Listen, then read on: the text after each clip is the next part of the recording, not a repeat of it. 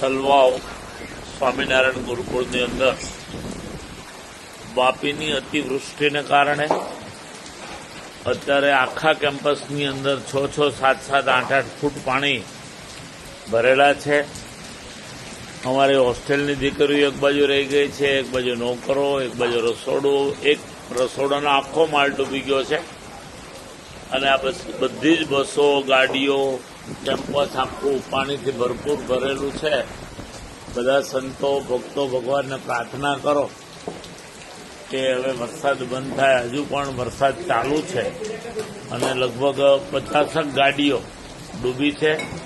કેમ્પસની અંદર માણસો ભરેલી રાત્રે 2 વાગે એક ગાડી તણાઈને આવી. એ લોકોને પણ માંડ બચાવ્યા અમારા માણસોએ. પરિસ્થિતિ ખૂબ વિકટ છે. ગૌ માતાઓ ગૌશાળામાં બાંધેલા છે, એ પણ 5-5 ફૂટ પાણીમાં ઉભા છે. એટલે ઈશ્વરની પ્રાર્થના સિવાય આમાંથી બચાય એવું નથી. જય સ્વામિનારાયણ.